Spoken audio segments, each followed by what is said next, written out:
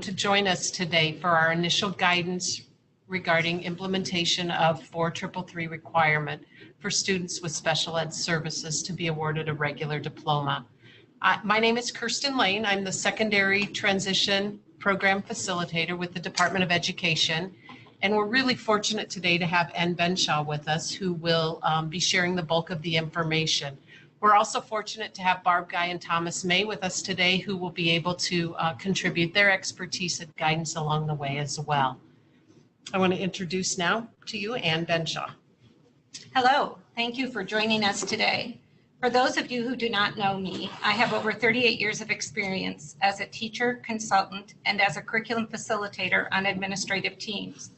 Most recently, I worked with one of the largest school districts in Iowa, transitioning to standards reference grading, which required developing multiple pathways for students at all disability levels to obtain 4333, including writing and facilitating the writing of curriculum guides based on student needs, as well as working through the details of scheduling, grading, and transcripts. My purpose today is to facilitate clarification of information and help you anticipate decisions that may need to be made in your district or AEA. If you have any questions, please put them in the Q&A box and we will answer them as we go if it makes sense. If we do not get to them, we will distribute the questions and answers as a follow-up. This is general guidance regarding decisions that school districts will need to make due to the changes in IDEA caused by ESSA. We will not be able to answer specific questions about school district or individual student situations. This is general guidance regarding the decisions that school districts will need to make. An overview of what we will cover today will be the changes, policy implications for districts, the impact on 4+ programs, and future supports. We'll begin with an overview of the change, the language of the administrative rule, and other relevant considerations.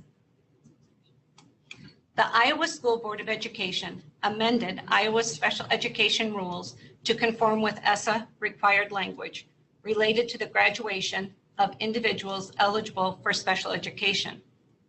The term regular diploma means the standard high school diploma awarded to the preponderance of students in the state that is fully aligned with state standards, or a higher diploma, except that a regular high school diploma shall not be aligned to the alternate academic achievement standards described in section 1111.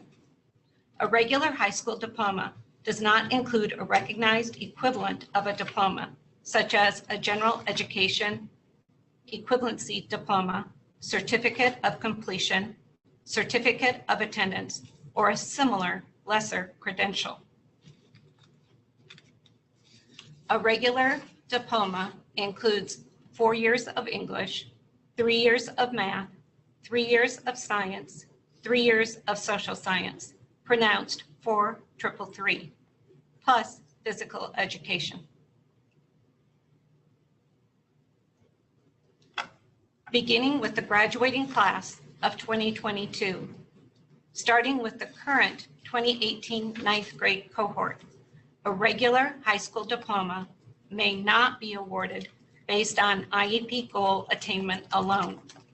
Awarding a regular high school diploma at graduation to students with special education services must be based on either completion of 4333 or completion of 4333 plus IEP. I am sure many of you are participating today because you are aware of that this impacts your current ninth grade cohort. No ninth grade student would be in jeopardy of not meeting the requirement at this time, as English is the only 4-year requirement. A regular diploma is earned by completion of 4333 or 4333 with accommodations that enable students to show their knowledge and skills rather than the effects of their disabilities. A regular diploma based on 4333 plus IEP indicates that alterations beyond accommodations were provided. As we all know, students with disabilities are general education students first. As we start our deeper look into 4333 requirements, let's quickly review what our AEA Special Education Procedures Manual indicates regarding general education expectations for students who are entitled individuals.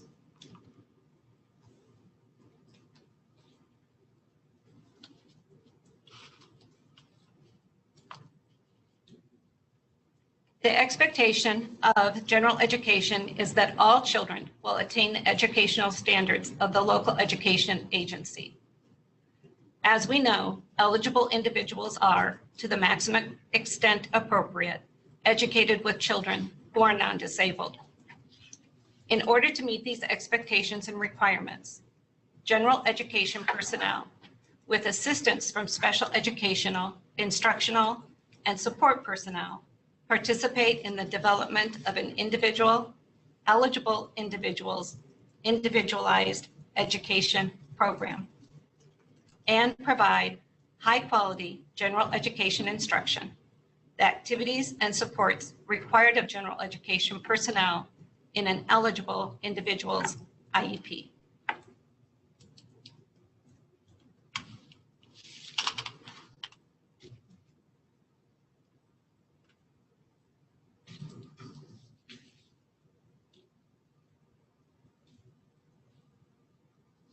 Expectations for success.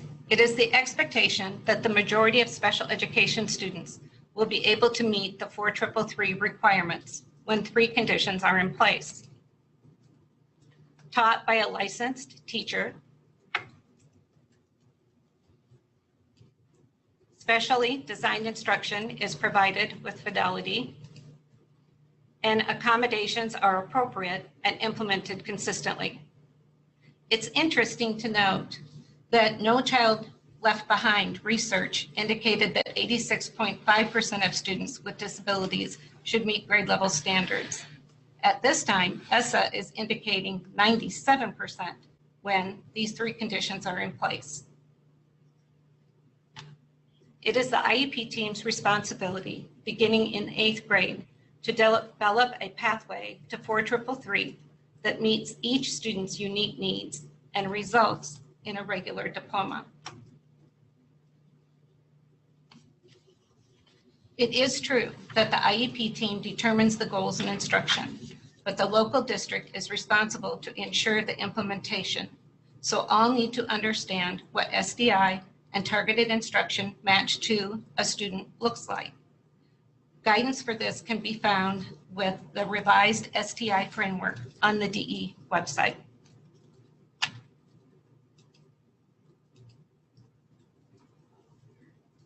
Many of you might now be thinking about your students with the most significant cognitive disabilities and how they will meet 4333.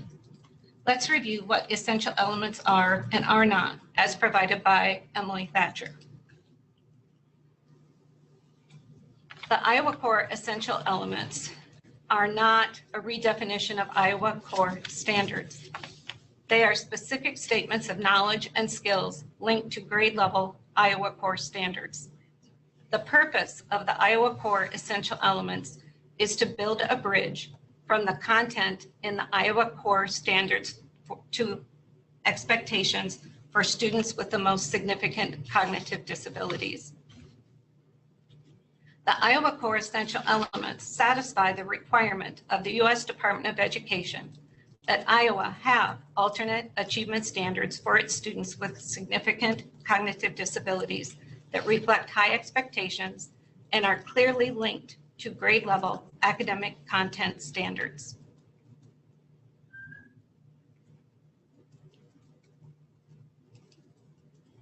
To really understand what essential elements are not, I went to the information on the dynamic learning maps, the creators of our Iowa Core essential elements.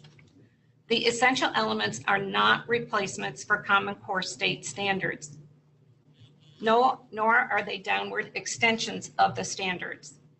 The essential elements are not to be restated as goals or benchmarks on students' individual education plans, but can serve as a resource to IEP teams in aligning IEP goals with individual targets for working towards grade level standards.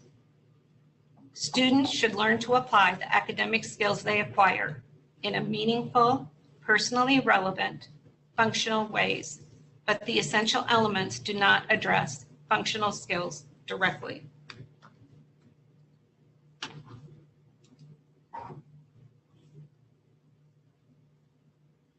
Now that we have a proper background, let's look at what the guidance to IE teams is with the ESSA changes to IDEA. Provide to IEP teams a clear explanation of the differences between assessments based on grade level academic achievement standards and those based on alternate academic achievement standards, including any effects of state and local policies on a student's education resulting from taking the alternate assessment, such as how participation in such assessments may delay or otherwise affect the student from completing the requirements for a regular high school diploma, and not preclude a student with the most significant cognitive disabilities who takes an alternate academic assessment aligned with alternate academic achievement standards from attempting to complete the requirements for a high school diploma.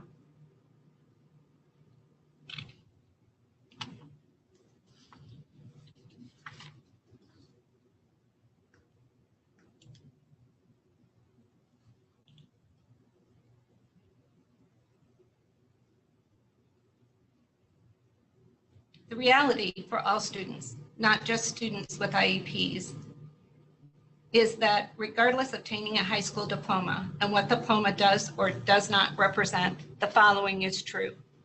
Students with special education services, like all students, need to be held to high learning expectations in achievement of grade level standards, including rigorous complex tasks.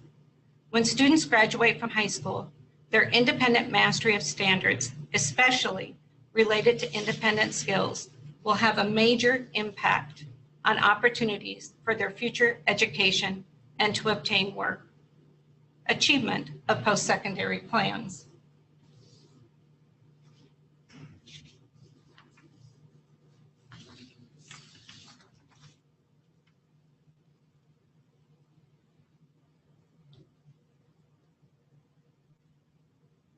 Even with a regular diploma, the skills students can independently demonstrate determines their post-secondary opportunities.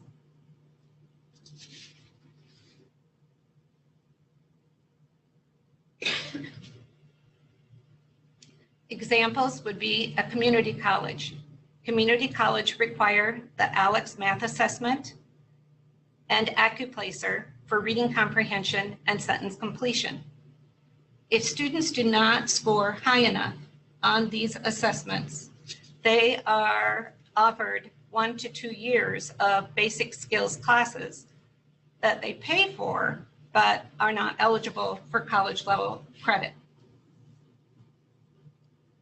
The military, Armed Services Vocational Aptitude Battery, is an assessment that matches a student's interests and preferences to their achievement levels.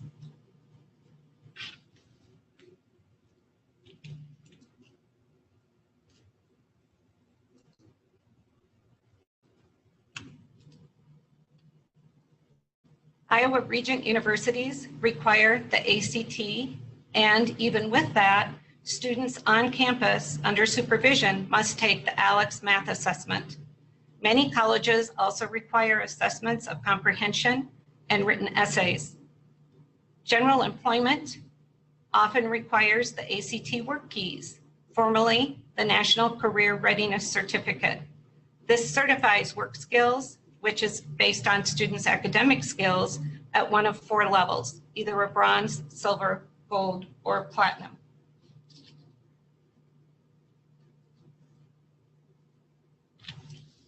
If school districts are concerned that they would award a regular diploma based on that regular diploma, a student would be given a work or post-secondary opportunity for which they are not qualified for, this is highly unlikely.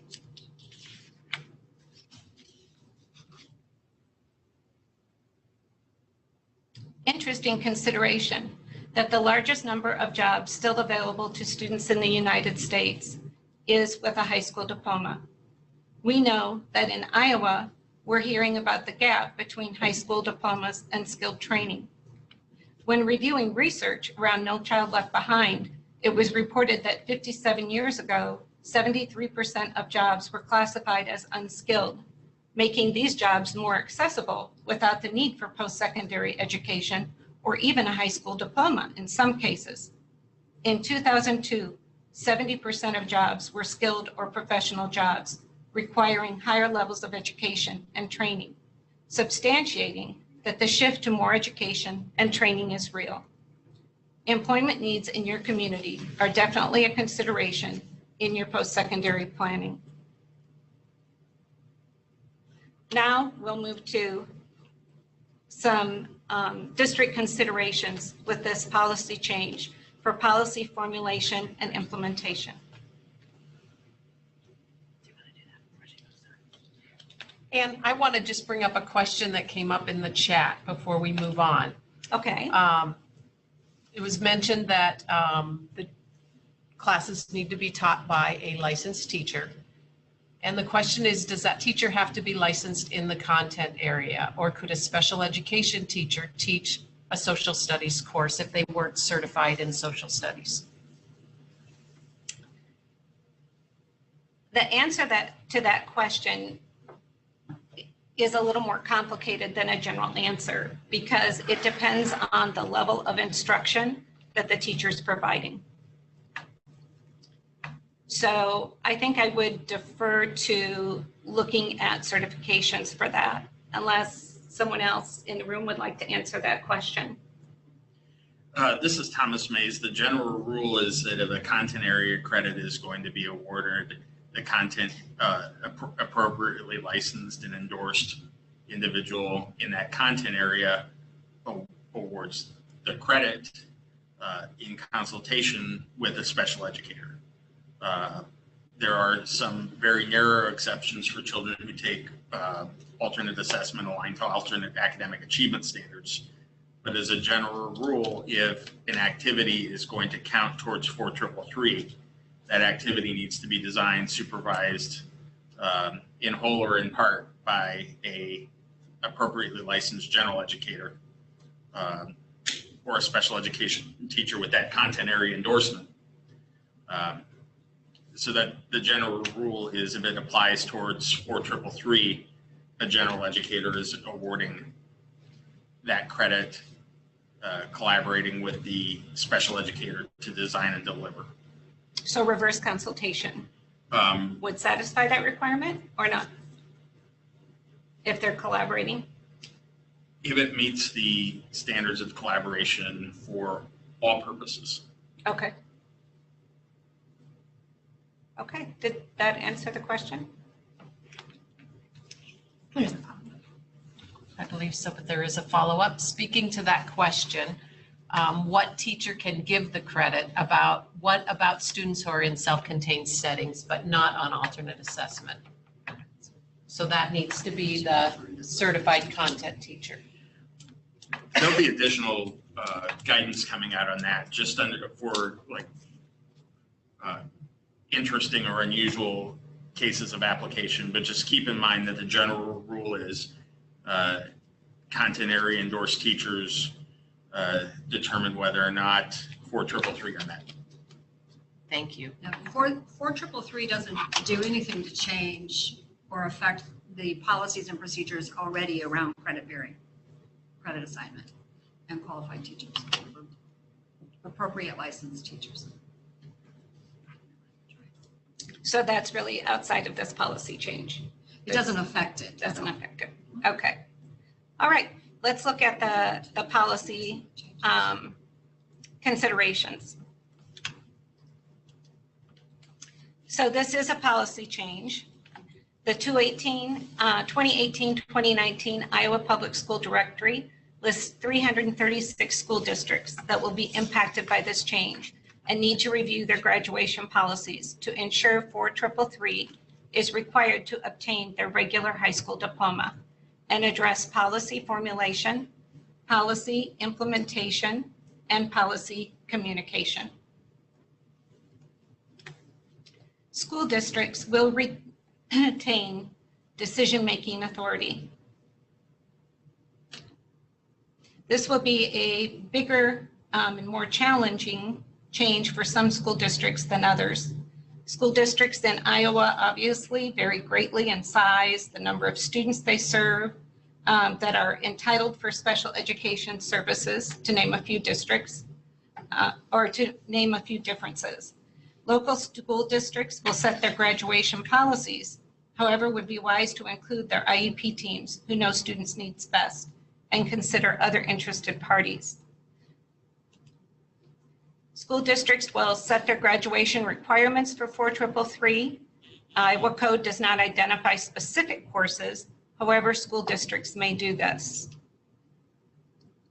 Clearly articulate what a diploma is awarded on. Specify the standards and requirements for each course that must be successfully met to progress toward 4333. Determine what changes to these standards and requirements are allowed in order for students to still receive a regular diploma.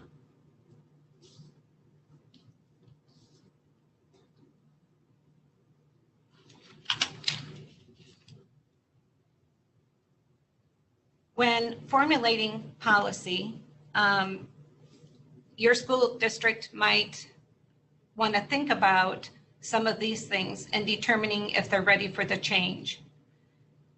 You may want to begin by reflecting on current policies and practices regarding the district diploma. Sample questions you might consider would be, how are diplomas awarded in our district? What do our grades represent? What are staff roles related to student achievement of the diploma? Are the conditions in place in our district such that IEP teams can determine a rigorous pathway for a student starting at age 14 to earn a regular diploma with a high degree of certainty?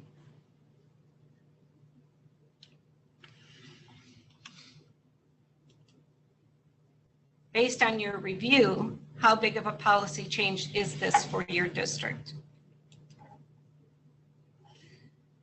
School districts will have to decide if they are going to permit multiple pathways to achieve 4333. If the answer to that question is no, how will students, parents, and district staff be informed? What certificate options will be offered? What unintended consequences may result? What processes will need to be developed to ensure alignment of the continuum of services provided to students with disabilities to your district standards in required 4333 courses and your graduation policies?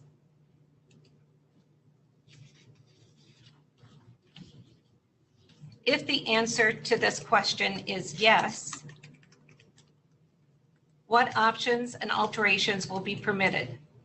Changes to courses, Carnegie units, addition of alternate completion methods, performance criteria requirements, alterations to the standards required in the 4333 courses, and how will students, parents, and district staff be informed? What unintended consequences may result? And again, what processes will need to be developed to ensure alignment of the continuum of services provided to students with disabilities to your district standards in required 4333 courses and your graduation policies?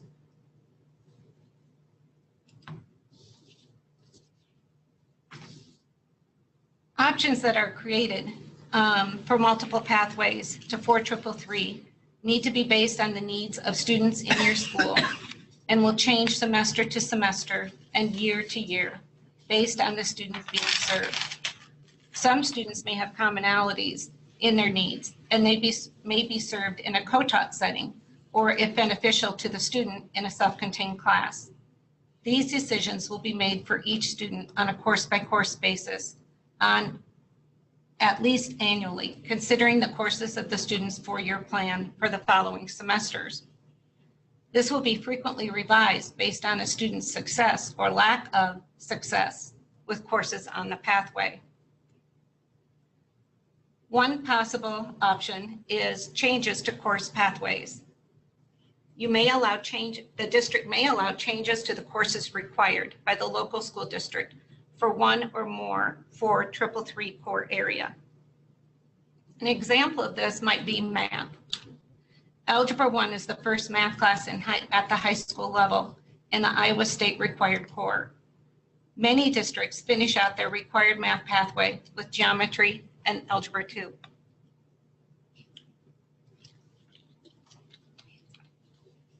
Keeping in mind that having required courses on a transcript, such as Algebra 1, Geometry, or Algebra 2, if the student cannot independently demonstrate these skills on a college entrance exam for the military or on a work assessment, is really of no value.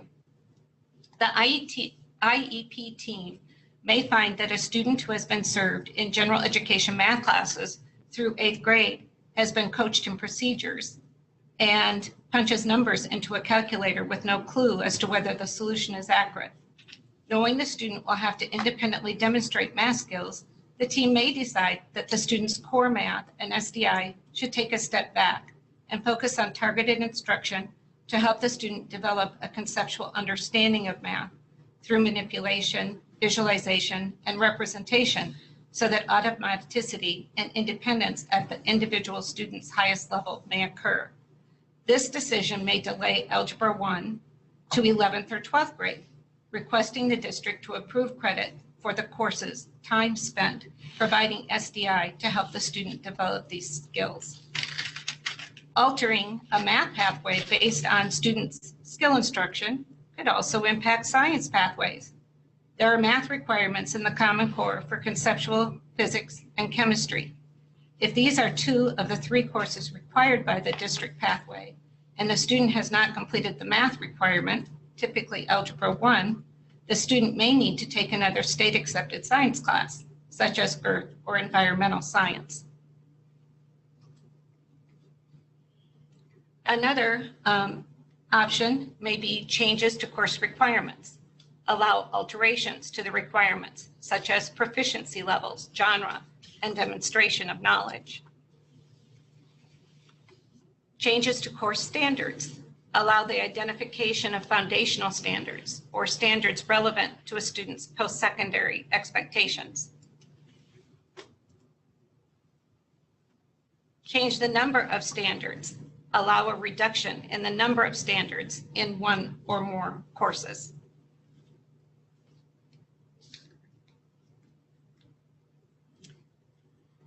Other options may include changes for the students identified for alternate assessment.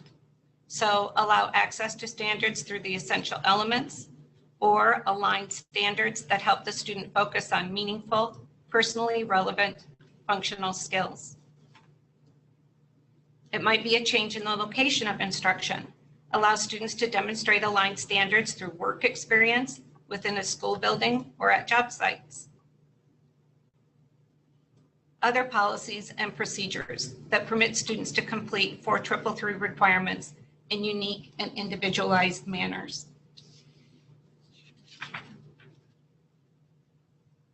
This is not just about students with the most significant disabilities. Consider a student who is twice exceptional and gifted in the area of math, science, and technology, while at the same time cannot meet English writing standards, or refuses to put forth effort because the student does not see the relevancy, or is aware that communication through writing does not match what he wants to communicate and is able to communicate verbally. The IEP team may prioritize computer programming classes and request the district to allow the student to dictate any writing requirements. The student's post-secondary plan might include community college or a training program through a company or trade school in programming for which writing could be accommodated or have requirements that are extremely limited. The IEP team would make decisions based on what is needed for the student to proceed with success toward their post-secondary plan, as opposed to meeting the district required writing standards. Since Iowa State required core writing standards require students to write, dictation might be seen as a significant alteration.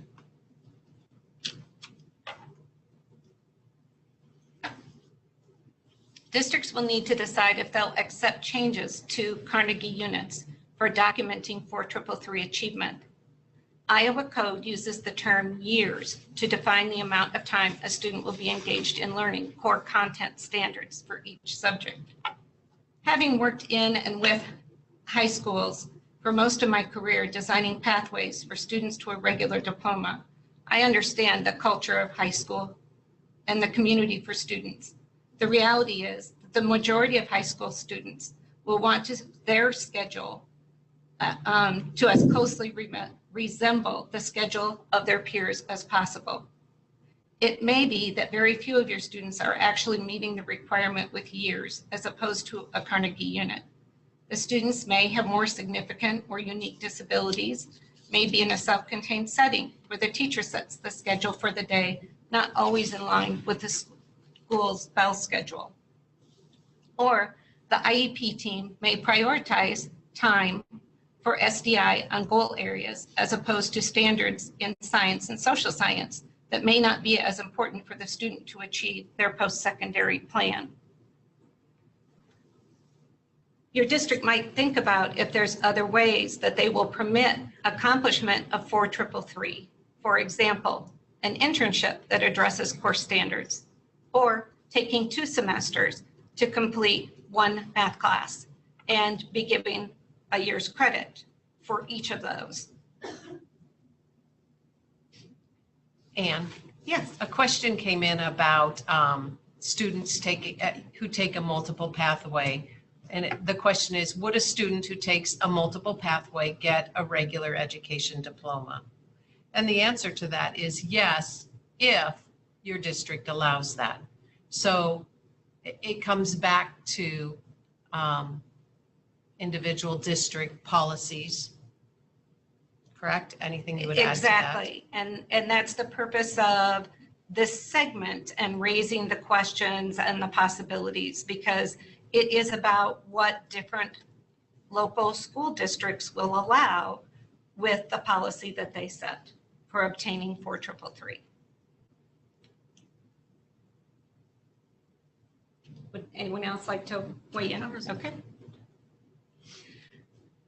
As a part of looking at what districts will allow, we know that credits, individual course credit, is what is accumulated in the 4333 for graduation.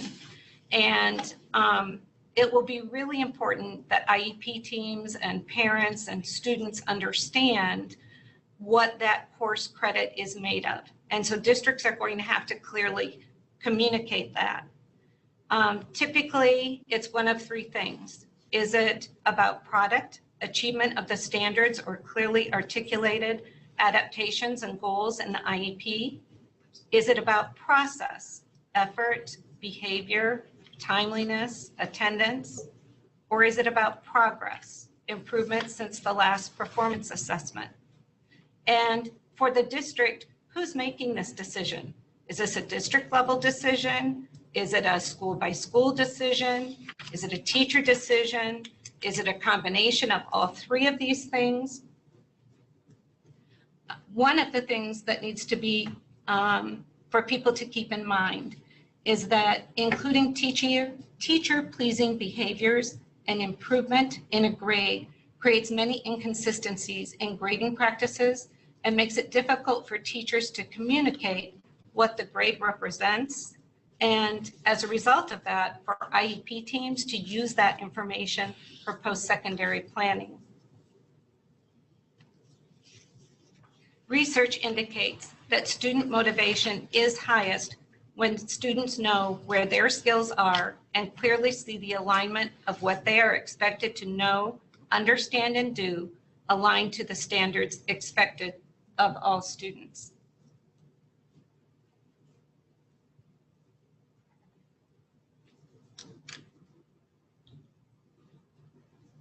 The benefits to students with disabilities participating in a rigorous curriculum with their peers to the maximum extent possible, in addition to quality SDI, far outweighs the consequences when it sets them on a strong path to succeed with their post-secondary plan. Students participating in 4-3-3 and quality SDI will increase their academic skills and independence, helping them to succeed with increased focus on transition planning in high school, possibly job training and work experience programs in high school prior to graduation, participation in vocational classes, future admission to vocational training, admission to community college due to their better performance on assessments and readiness for college level coursework, as opposed to paying to take remedial classes. And as we know, students who are successful in community college will be able to transfer to a Regent university.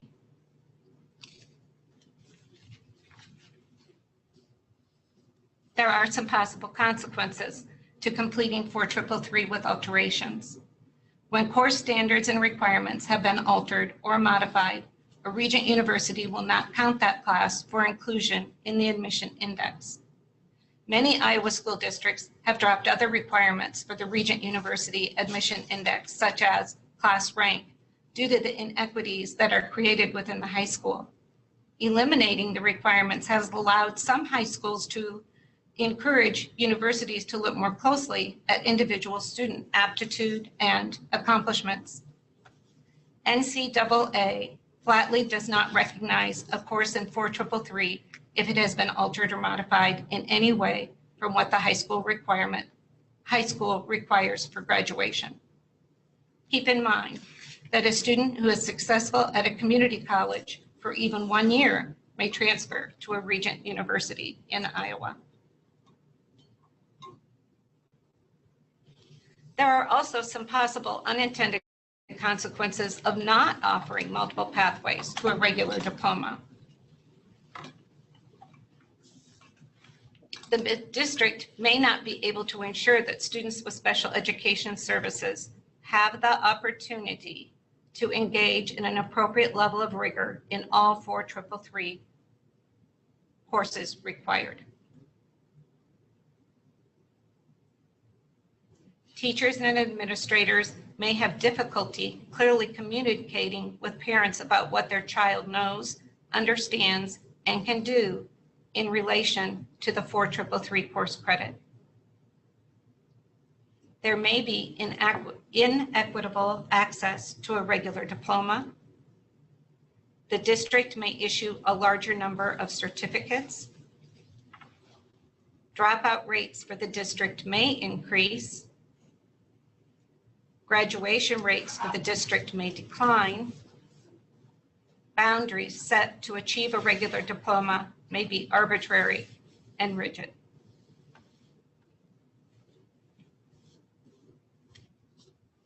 Are there any questions we need to address at this time, or any comments?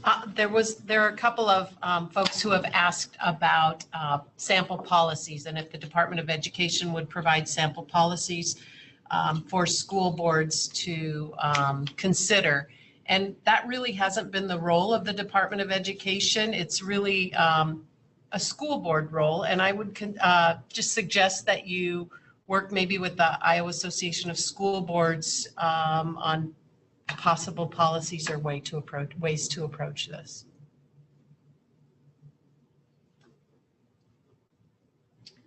Okay. Another area to consider for policy implementation is the roles of people in your district. Depending on the size of your district, different roles may be involved and assigned responsibilities for implementation. One of the things that districts might consider is whether or not the person representing the LEA at the IEP meeting will have the authority to determine if the alterations to a course pathway or course agreed upon by the IEP team will be considered eligible for a regular diploma, or will it have to go to an administrative team, an administrator, a curriculum coordinator for approval. As your district is making these decisions, keep in mind your stakeholders in the community, and most importantly, your students, parents, and IEP teams. How will you clearly communicate the opportunities for students with disabilities to earn a regular diploma in your district? And if you're not going to offer multiple pathways, the justification and certificate options. If a district does not choose to collaborate on the development of multiple opportunities, they must prepare for this collaboration and communication. School districts have a responsibility to clarify the graduation requirements, and districts should consider providing guidance to their IEP teams on ways in which district policies permit IEP teams to determine how students with IEPs may meet the district's 4333 requirements.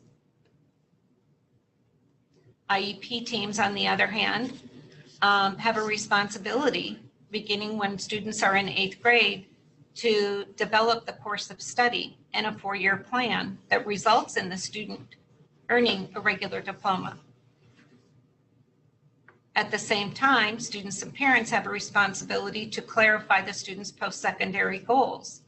Students and parents need to understand their school district's graduation requirements and chart a pathway to earning a diploma that is consistent with what the student envisions for their future living, learning, and working, that is also meaningful to employers and post-secondary educators. This slide demonstrates how people are working towards the same goal with a different lens, responsibility, and priorities. Sorry about that. I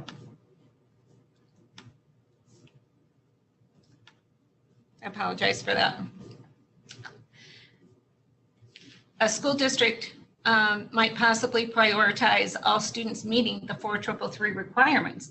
However, this may not be the priority of a student or parent based on the post-secondary planning, which could sometimes put the IEP team in the position of advocacy for alterations to be accepted by the district for a regular diploma. We all know there's an abundance of research regarding growth mindset and high expectations set by parents and teachers, leading to higher student achievement. There are monitoring implications with 4333. What system monitoring of the policy change needs to occur? Progress toward completion of 4333 should be communicated at least annually in the course of study section of each student's IEP. Of course, the IEP team can choose to establish more frequent reporting to ensure timely completion of requirements and revision or provision of new supports. The student's IEP team will need to design processes to measure progress toward meeting 4333 and communicate that progress to parents and students. I know when I was working in high schools as a teacher and a special education consultant, looking at students' progress to meeting graduation requirements was on the table every time we met with students and parents.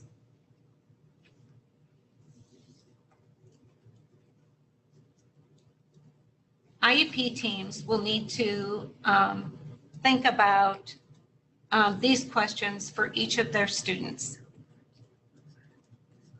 Are the required standards and criteria for each course in the LEA's course pathway a reasonable expectation without alterations? If the answer is no, what type of alteration is needed? If modifications are needed, what modifications support the student's post-secondary plan and align to required courses, standards, and criteria? If modifications are needed, how will progress be reported? Does the LEA support a regular diploma with the alterations identified by the IEP team? If the LEA does not support a regular diploma, is the student continuing to receive services?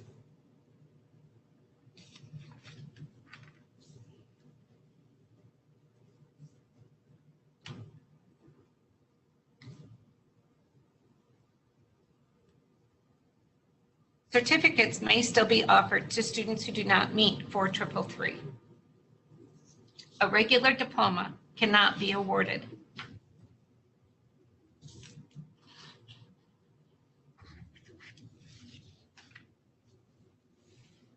No IEP diplomas can be awarded. Certificates are alternate documents. Local school districts may offer a certificate of completion or attendance. The certificates do not access or limit a student's access to a free and appropriate education. The student has not received a diploma and the student has not aged out by reaching the age of 21, so the student continues to be eligible for FAPE.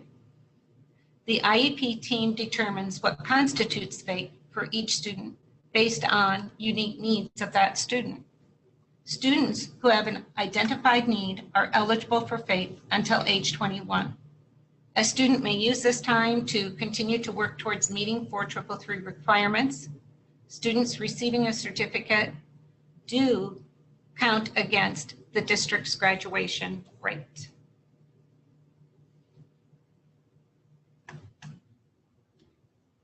This would be a good time to talk about the impact on 4+ services. Before we start, are there any questions? No? Comments? Okay. Let's start with a clarification of what 4+ services are. 4+ services are secondary services, which are a part of a student's secondary schooling and included in their IEP. Specifically, the purpose of the 4+ services is to fulfill unmet transition needs resulting from the student's disability. 4+ services are provided through a district's continuation of services and fill any gaps between instruction designed for the student to complete a district's secondary general education requirements, including Carnegie units, and completion of FAPE. Services must be provided when the student needs them, or as long as the student needs them, as long as the student is eligible to receive special education services.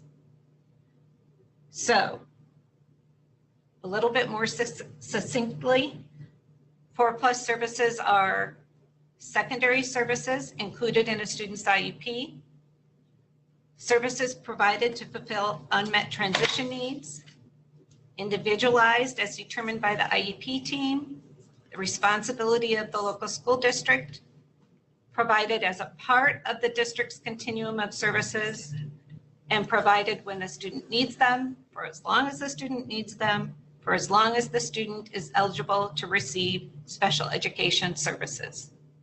In addition, the 4+ services can be provided in a variety of locations, including within the high school setting, at an alternate district location in the community, or on a community college campus.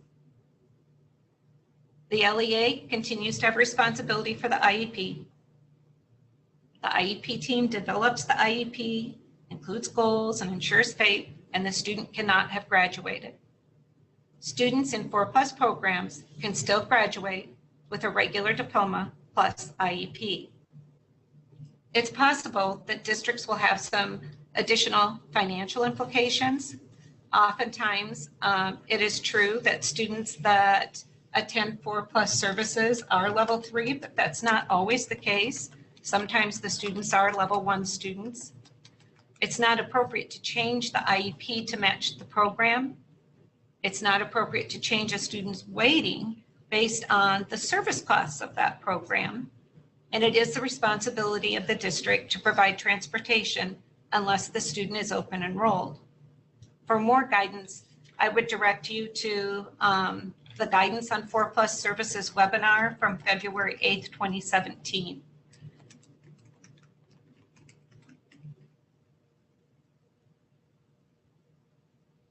At this time, I'd like to just give a summary of the 3 options that have been covered in this webinar. And we'll start with just a district deciding to offer a standard diploma with a single criteria. A standard diploma or more rigorous option, like an honors diploma, is available to all students. All must meet the same criteria for earning the diploma. The advantages would be it provides students with the key to entry into post-secondary institutions or employment. The meaning of earning a diploma is clear because there's only one set of criteria, and it maintains high expectations and a focus on the general education curriculum across all student groups. Still, there are some disadvantages. It does not recognize the different learning styles of students with disabilities. It may result in a significant number of students not receiving any kind of exit document from high school, and it may result in more students with disabilities staying in school to age 21. The second option we talked about was a standard diploma with multiple pathways or multiple options for earning that standard diploma. Some students are allowed to meet one or more of the requirements in different ways from other students. As we talked about, different courses, fewer standards, different requirements. The advantages would be that it recognizes that students have different learning styles and skills that may not align with typical graduation criteria. It ensures that more students will get a diploma than would with a single set of criteria. The disadvantages are it reduces quality control on the knowledge and skills of students leaving skills, results in non-standard sets of knowledge and skills among students, all of whom have the same diploma. The third option that we talked about was the certificate option. Certificates for attendance, completion, achievement are available to all students. Requirements can vary or may not allow students with IEPs to meet them in different ways. The advantages are it maintains the integrity of the requirements for earning a standard diploma, provides other exit options for students not meeting requirements for a standard diploma, and continues eligibility for FAPE. The disadvantages are it provides an exit document that is typically not useful for entering post-secondary schooling or gaining employment. It might flag those students receiving special education services. And most importantly, it does not promote access to the general ed curriculum.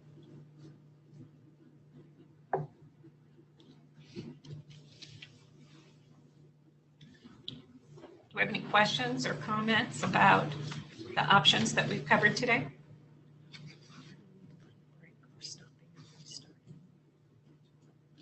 Okay. Additional supports. What support do you need next? Nancy is going to be sending a doodle poll to participants, and in that will be the 3 choices that we came up, anticipating maybe some additional areas people would be interested in. Multiple pathways to a regular diploma, understanding what a standard is measuring and determining alterations, defining how an IEP team uses multiple pathways within the IEP process, grading, report card, and transcript considerations. We would ask that if you have other ideas of topics that you would like more information on, that you please write in and describe those, and we'll certainly take a look at those as well.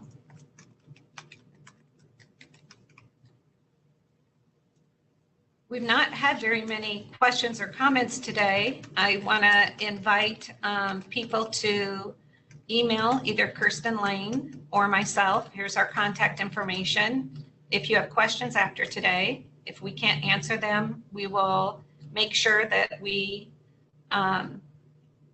get those answers put into a follow-up document and to you. Kirsten, did I make a mistake in your My email? name is misspelled. Oh, Kirsten, not Kristen. It's Kirsten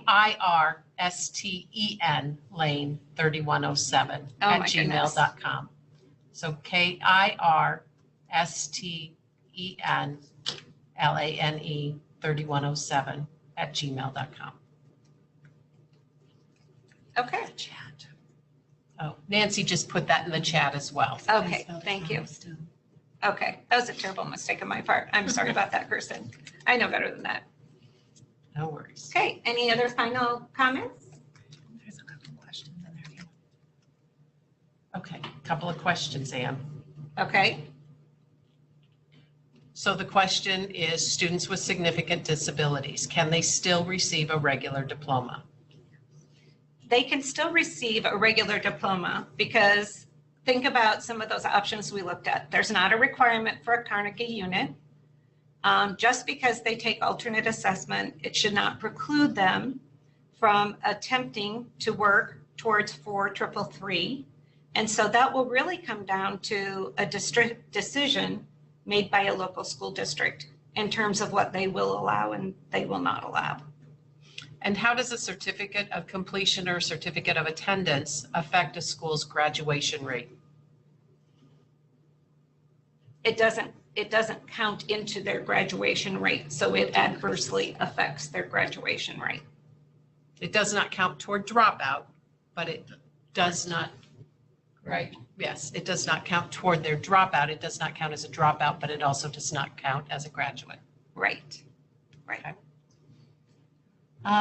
Will the DE collaborate with LEA reps when developing additional guidance and Q&A materials? If AEA staff may not have the same perspective of local level obstacles and issues. That's the reason that we're asking.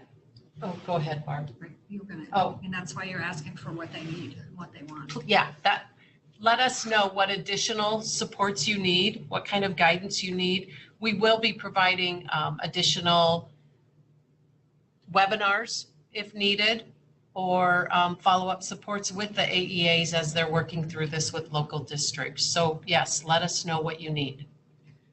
Send the email when it's available. The email or the webinar will be posted as soon as it's available, and Nancy will send out an email to all of you that it has been posted when that time comes. The PowerPoint will also be sent out to all of you and posted as well. Okay, very good. Okay, one more question. Can an IEP team determine that a class typically considered as an elective count as a core class for a given student, i.e., can AG or FFA count as a science core class per an IEP team decision? That would depend on if you could align standards within that class to 4.333 required course, which you might possibly be able to do, and then whether the school district approves those aligned standards and that coursework. Okay. All right. Very good. Thank you for your participation, and we look forward to hearing from you with questions, with feedback about what supports you need next. Have a good evening, everybody. Oh, whoops, Nancy's saying there's one more question. Yes, if a student stays at school through age 21 and they have met 4.333 requirements, they can receive a diploma at age 21. Yes. Okay, you can we leave the chat open after we close this, Nancy, so people can put in questions and we will send out follow-up for the questions that we've not gotten to. Okay, thank you very much.